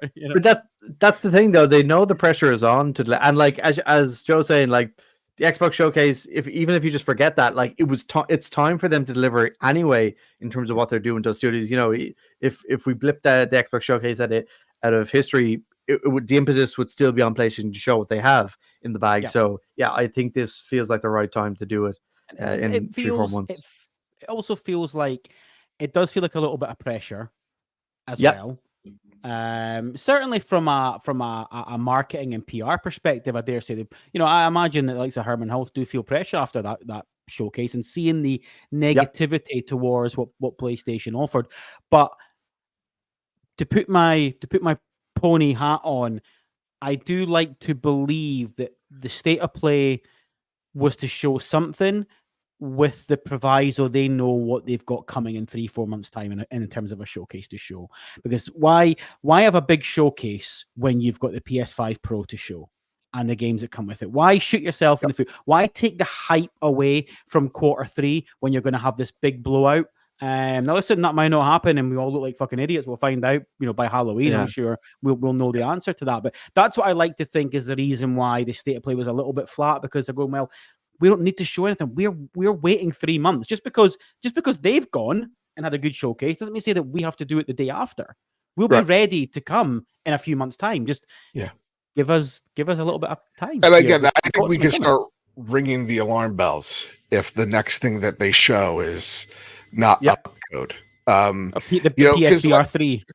Yeah, well, let's relax. But imagine the big announcement is Knack Tree. It's like, guys, you've been asking about it for Knack Tree on PS5 Pro, all those particle effects. Hell yeah, baby. Yeah, that's the first game they show. No, that's the one more thing. God damn. Yeah, one more thing. So, like, I'll tell you, sorry, Joe. The one more thing will be Half-Life Alex on PSVR 2 native. Oh God! One more thing. Wow, you wanted it, you got it. God, they really let us VR heads down. No, we have history tells us this is actual. Like, we can use history to deduce that, like, typically PlayStation has 3 to 4 shows a year. Per quarter, one per quarter. So we'll get one probably next quarter, and it's going to tell us what's in store for 2025, because that is the big question. I think there's only been 1 or 2 years where they had 5 shows.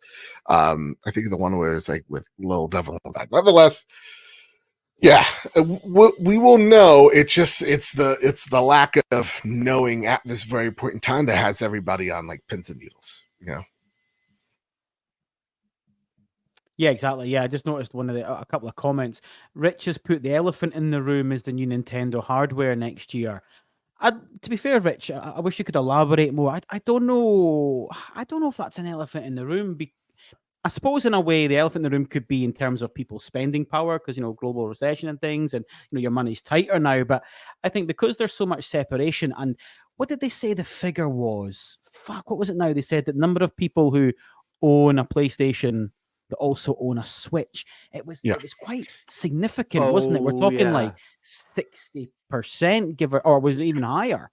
So I don't know if that's an elephant in the room, Rich, unless you're meaning in terms of people's buying power and having to free up money, because the next Switch will probably be a fair chunk of money. You know, they're going to be, because it's not going to be the same price as the current one, given how many they've sold. They're going to make hay with that. So I don't know if that's what he's meaning. So I know you kind of wanted to save this topic, but it is something we talked about on this week's show. It's everybody is in a tough spot right now. Xbox is in an existential crisis of like, what do our exclusives look like, and are they exclusives on this platform for so long? And I don't say that as a big PlayStation fan. Just math says they have a much smaller and declining install base, right? PlayStation's having this problem where they sell about 9 to 10 million units of each, you know, big AAA game that they sell, but the margins are getting smaller and smaller, and so they need to find a way to make that number bigger, but also make the game cheaper. Nintendo also finds itself in a very interesting spot as well. On paper, you're like, oh wow, Nintendo's killing it. And I mean, they really are. Nintendo's amazing. Fantastic. They're going to break the PS2's, history of consoles sold, but they also have to deal with their success. So like the next Nintendo Switch, like, Nintendo found out their equation of like, hey, we can merge teams together. We don't have to make a Game Boy team and a console team. Like we can just make them one whole thing. But now it's okay. So now everybody knows the gimmick. They're going to keep with the same gimmick.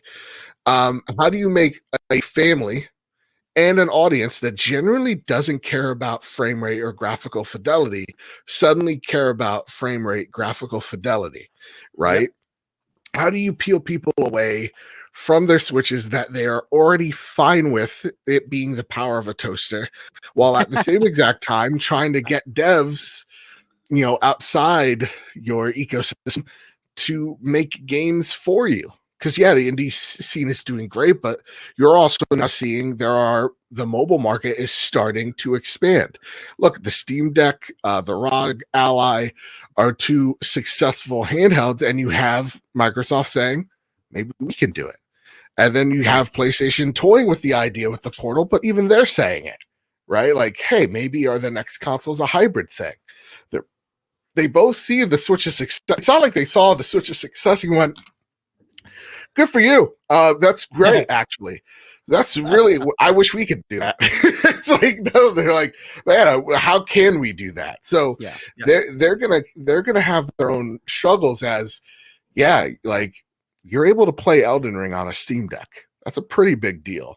And as that technology becomes more readily available and cheaper to make, and more people come into the room to not so much depose you, but go, hey, we have different games here. That could swing some folks away from your brand. So they got questions too. It's not all butterflies and roses. And I'm not even saying that PlayStation or Nintendo isn't going to sell a trillion of these things. I think they are, but it's the question is, how do I get back to that big Switch number and the big install base? Yeah. So I to be honest with you, see, thinking about the average Switch user, I still don't think they will give a shit about frame rates in the Super Switch. I think it'll just be about the visuals. I still don't think they'll care. And so it's just like, I don't even think it will be a factor. But then Joe's point then is though, like, what's the incentive for them to move from the Switch one to the next one? Because like, I can just play Pokemon or Animal Crossing on my Switch. Oh yeah, I mean that. To be fair, you're seeing that on PlayStation. You're seeing that on PlayStation. Obviously, there's still 50-50. But you're always going to have that. You're always going to have that up to that peak and trough of console sales. So I don't think that's exclusive to Nintendo. Every manufacturer faces that as you cross that generation. What the deciding factor always is when they start taking the games away from the previous one. That's when the ones who are less hardcore, the sort of average gamer or whatever you want to call them, that's when they go, oh, I can no longer play the next Zelda. I will have to buy a Super Switch, as opposed to the hardcore that are day one. Guys like Rich in the chat who started this debate, he will be day zero on the Switch. Probably buy fucking 5 of them, that motherfucker, He had a great quote. He had a great quote as well about the inevitable Mario Kart 8 Super Switch Turbo Edition.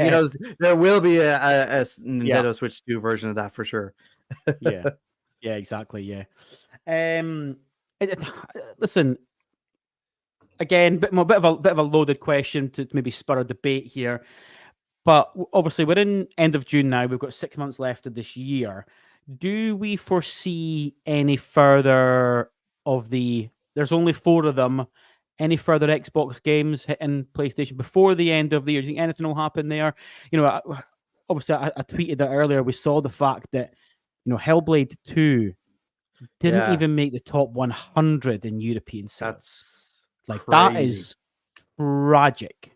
Absolutely tragic. Don't make your top 100 in Europe, and that includes digital. And like, as someone who had issues with the game, but I think still think people should experience it.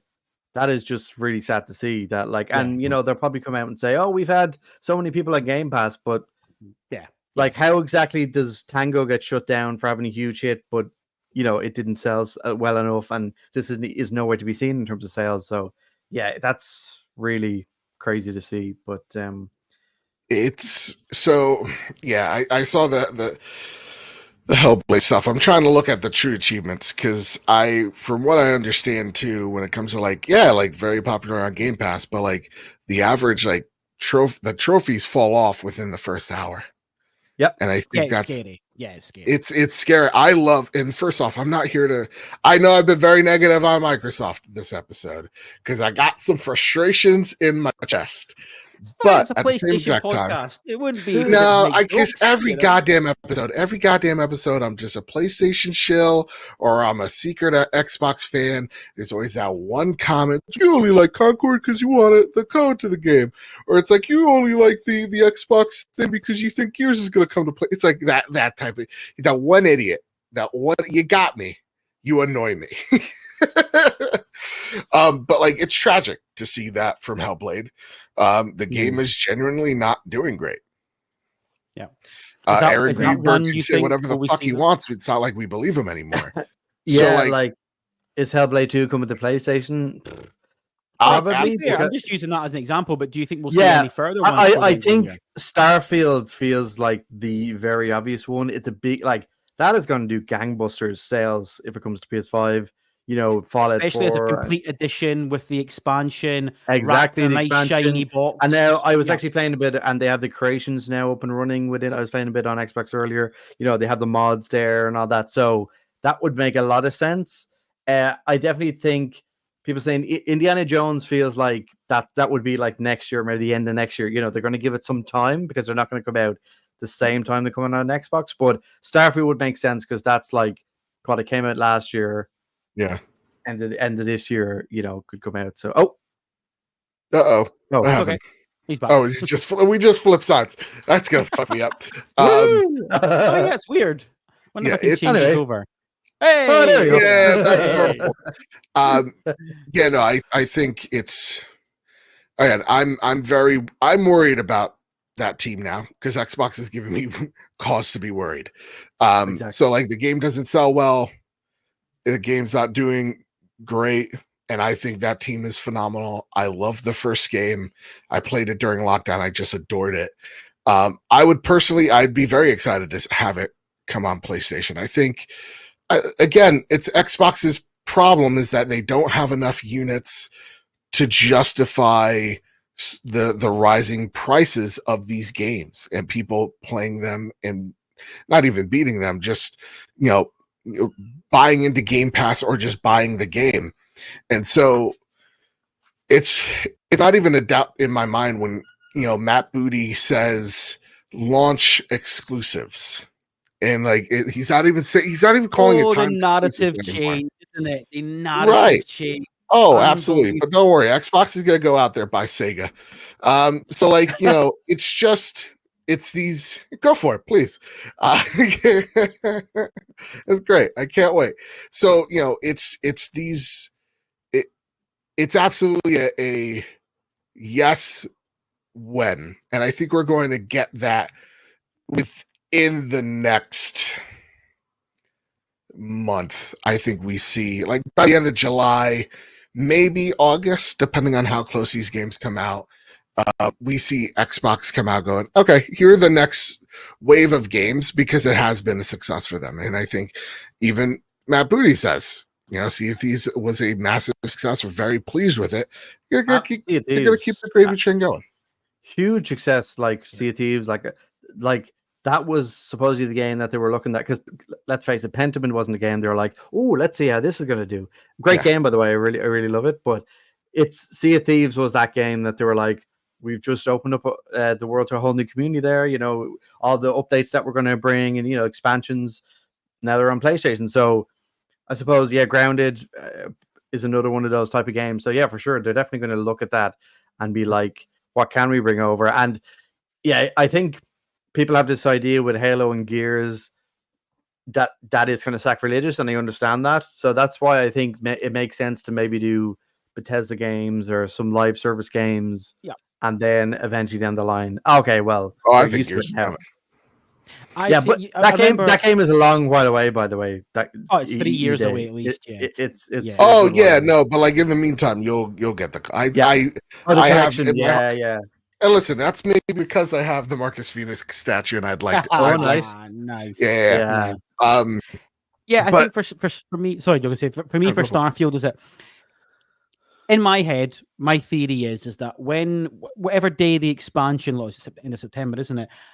My assumption is that they'll release a PlayStation Edition alongside that, launching on the same day that expansion goes live. Because you strike with the iron's hot. It's been a year, so it's not as if there's conflict there. If it doesn't happen at that point, I'm starting to doubt whether it will.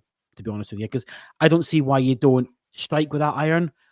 Why not? Why release the expansion and then bring Starfield out in a drip in 6 months' time? That's the only thing I would say there. Is that I'm as closer we get to September to that Shattered Space expansion, the less I feel as though it's going to come. So, and I've never. Fair. It's funny because Joe, I remember when you were on this podcast, a year ago.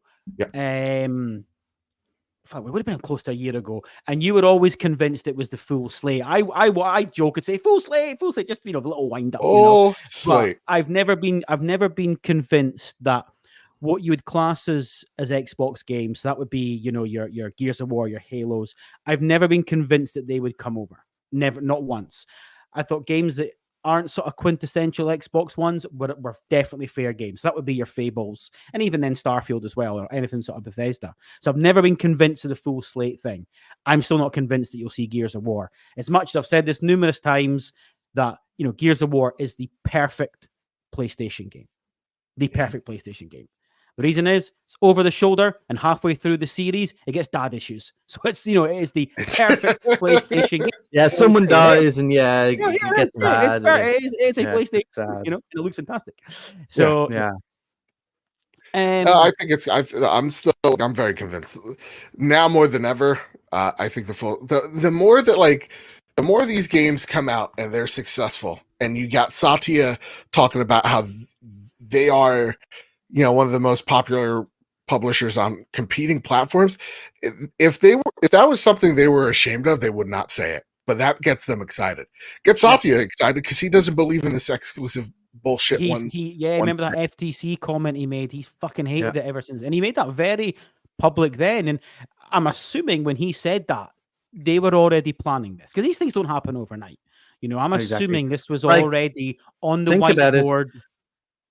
PlayStation have known about this they had to send a dev kit. They've had to send the dev kits to these studios. Like, they knew about Hi-Fi Rush and Grounded Pentiment and so on. So it's just, I think it is one of those things of, as you said, the timing. Starfield, that would make perfect sense whenever the DLC drops, and maybe with other games as well.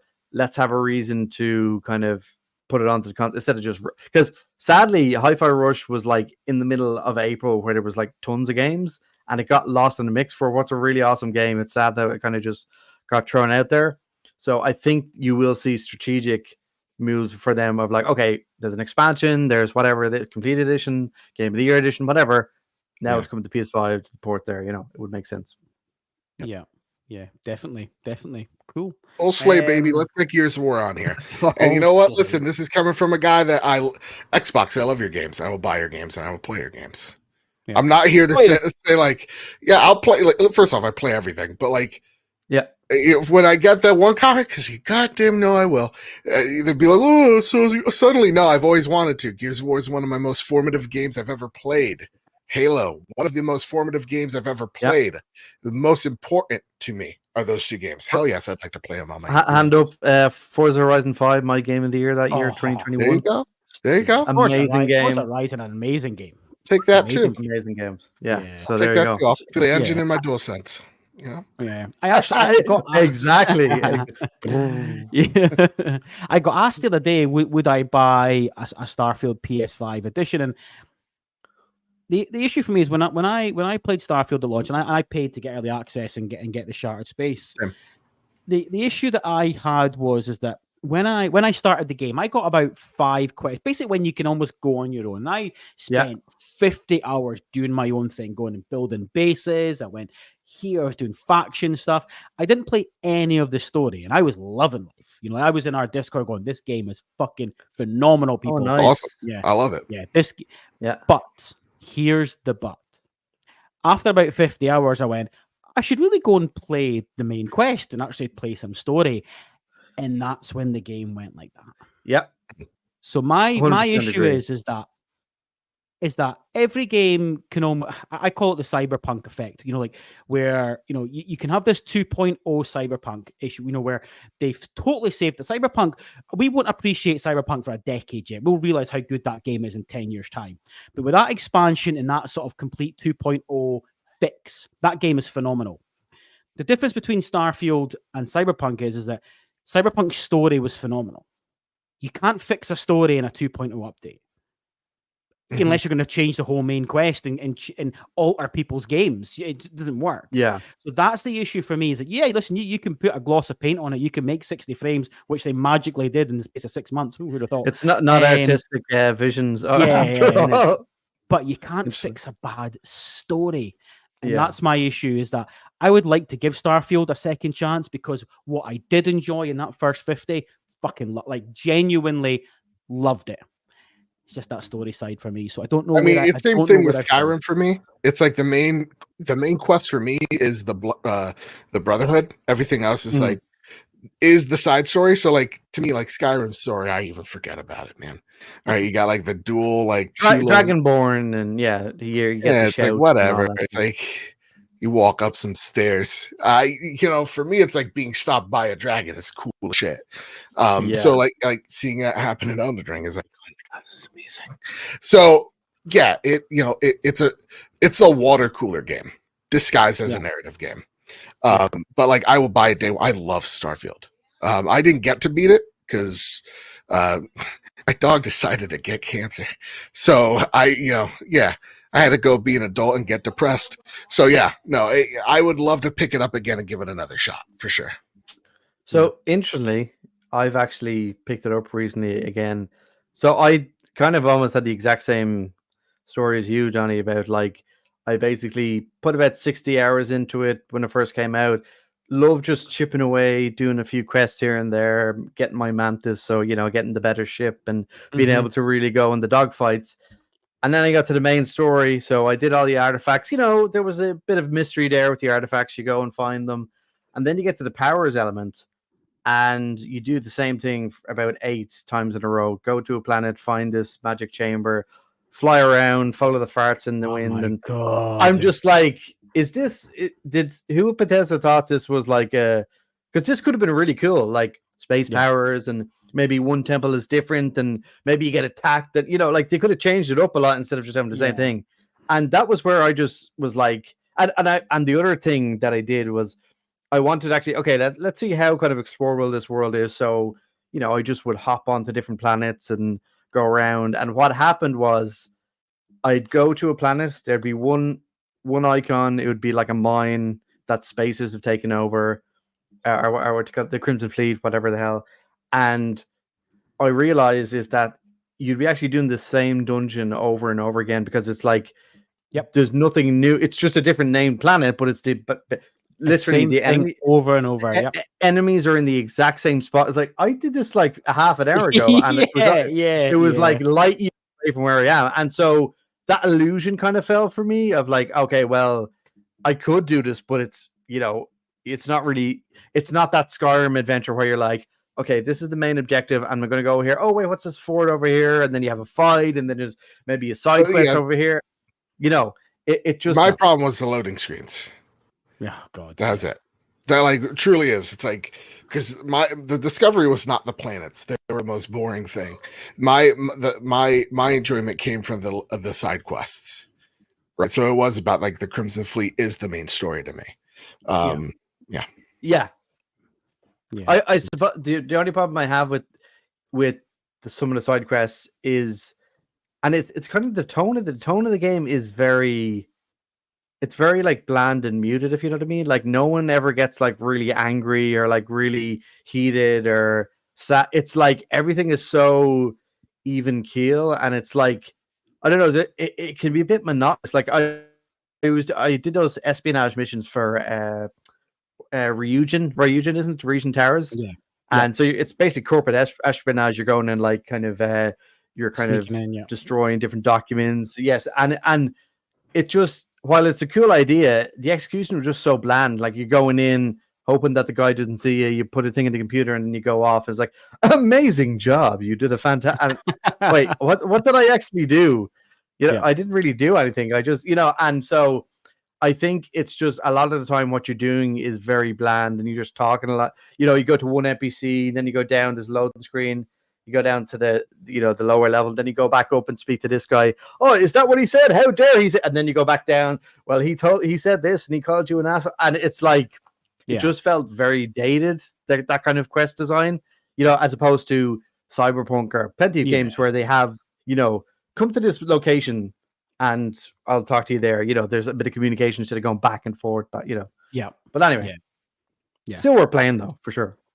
Yes. Gents, I don't think there's anything else that I kind of wanted to. Anything else you kind of wanted to cover on this topic? I mean, we've covered a lot. Yeah. Listen, the future's murky. I have no idea. I wish I had a crystal ball, but it seems like it's being steered in the right direction. It's just we also have to, as a community of gamers, come to the realization that the industry is changing in a way that we've never seen it change since maybe the 90s or early 2000s. The way that we experience games, the players that are actually changing the games industry for the first time is not PlayStation or Xbox or Valve. It is the indie games. It is the AAA games that are coming out. It's about, your Baldur's Gate 3s and your Alan Wake 2s, less so than your Spider-Mans or your Gears of War. Though those games put butts in seats, it's those games of the previous that are going to be pushing this industry forward. And even the way that we view exclusives are changing and have been changing, whether it's on the Xbox side where they're launch exclusives, whether it's to the PlayStation side where it's like, listen, we'll keep the console stuff kosher for now, guys. For now, even that's a murky. We'll put a game on. It's not murky. Switch. See, have a Switch game. It's Switch not game. remotely murky. It's gonna get there. It's gonna get there. It's not murky. But seeing them dabble with PC is something we've never would have thought 4 years ago, and they're doing it now in a way that they want to do it even bigger, even mobile. Nothing is off the table anymore, guys. It's gonna get really weird, and we have to embrace the weird, because if we're stuck in the old ways, then we just get upset about why Wukong is not coming to my box of choice, and I have to go make a QAnon conspiracy theory because that's the only way I'm gonna get sleep at night. He signed off as he started this topic. I love it. I had a plan. I love it. I mean, push back slightly is I don't believe it's murky. I don't believe that. What I do believe is that we as gamers have to be a bit more fucking patient and not demand information right now. We have to have it right. We have to know everything right now. Just enjoy the games at the moment. My PlayStation's never turned off these days. Just enjoy the games you've got at the moment. You'll find out. And we can listen. I get it, because the industry is in a bad place right now. And what we hate to see is all these layoffs. And we've seen we again, from PlayStation, Xbox, whatever. It's just across the board. It's a shitty time to be in this industry. There's also this realization that the industry is getting too big, and it got too big too fast. Yeah. And there is a balance between knowing that this is what we're at right now, this crossroads is more of a correction point, but also being demanding better for the people that make the games, but also being sympathetic to those who are losing their jobs, to know one's fault but a spreadsheet. So it is a balance that we have to give. We have to give more grace to developers. We have to believe developers more. And we have to be more lenient with games taking maybe a little longer, and also being more open-minded as to the games that we are playing. Yeah. Because 4 years ago, Joe would have never played Baldur's Gate 3 and had his mind goddamn blown up. So go out there, experiment. Can I just end on positive note? Go for it. I completely agree that the industry definitely I've talked to developer like studios here in Ireland and stuff, and I think many people feel, as you said, there is ebbs and flows, and that, there, especially after COVID, there's been a huge contraction of less people playing games. But I think when you have a game like Vampire Survivor made by one person being a Game of the Year candidate, I think that's really healthy and really cool about the video game industry.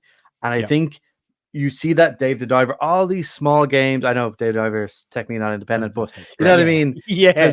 Elatro, again, one of my favorite games of this year, made by one dude. Fucking addicted, dude. 20 hours in, I've been playing for a week. One dude made that game. Yeah. And so I think that's really rare and really cool and unique about this industry. So I definitely feel the AAA space is in a weird position, but if we can look at those kind of stories of like huge success from one guy who had an idea or one gal, whatever, that's really positive, because it shows that creativity is getting out there and cool ideas can succeed, and people buy them and all that kind of stuff. Yeah, good, 100%. Good, excellent. Listen, gents, that's it. We're done. We're good to go. Thank you both very, very much. It's been great. Yeah. Oh, thank you for having me. Also, pleasure. Elden Ring, Shadow of the Erd Tree is not hard. Also, I would be remiss. Hard luck, Donny, to Scotland yesterday. They couldn't beat Hungary, so I don't know what the hell happened there. But maybe it saves you the embarrassment of, I don't know, getting knocked. Yeah, another 5-1 dubbing in the next round. Exactly. But anyway, hard luck. But you'll be back in. Yeah, it wasn't ideal. It wasn't ideal. Well, you need more fragments. That's all I'm saying. You just gotta get more fragments and ashes, and those bosses are gonna be easy, okay? Because they're not that hard, guys. He's still on Elden Ring. Yeah, exactly. I have no idea what you guys are talking about. That's no football, okay. All right, yeah. Kenny, saying get good, guys. Get good. Kenny, sign us off, mate, and then Joe, you can as well, and then we can get the hell out of here. Yeah, been huge pleasure.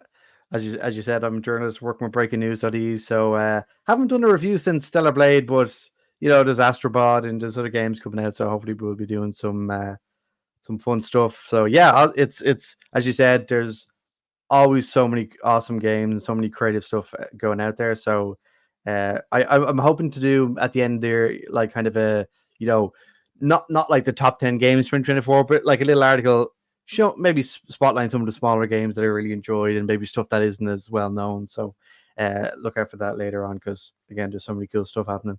Thanks, guys. Excellent. And Joe? Yeah, listen, guys, I mean, normally not this angry, but, the last 72 hours have been testing my patience on multiple levels. I would just like to end on a positive note. You can literally play Elden Ring with a Guitar Hero controller and a DDR dance pad, for crying out loud. Are we really going, it's too difficult for me? Dude, what's this guy? It's Kai Cenat. I've never heard of him until like a few weeks ago. Dude, he just started playing the game 2 months ago, and he's like, y'all just gotta get good. Like, it is. You just gotta, not every game's meant to be beaten, not every game's supposed to hold your hand. So just use a mimic tier. Just use a companion, ask for help, and this community will help you. The good parts. All right, now you can find my show. The Trophy Room, a PlayStation podcast made by the players for the players, where me and my best friend Kyle talk about the latest, the greatest in all things PlayStation.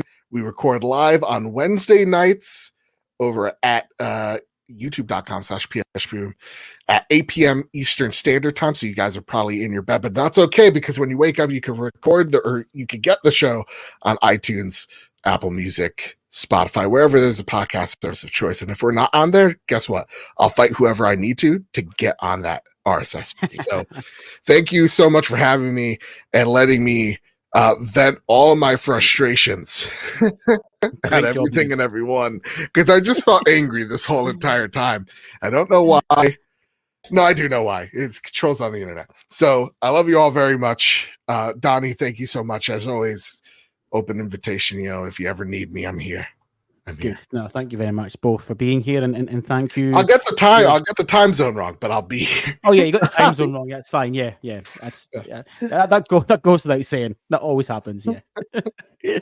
and thank you for the viewers on YouTube. Obviously, this will be uploaded on Wednesday to the usual podcast channels, which I know most of you prefer, but it's fine. We're down with the cool kids now. Usual reminder: Fridays get the main Pure Dead Gaming podcast with Craig, Jess, and Andy. You get this one fortnightly, and you get the monthly Pure Dead Xbox as well. And thank you all very much, and goodbye.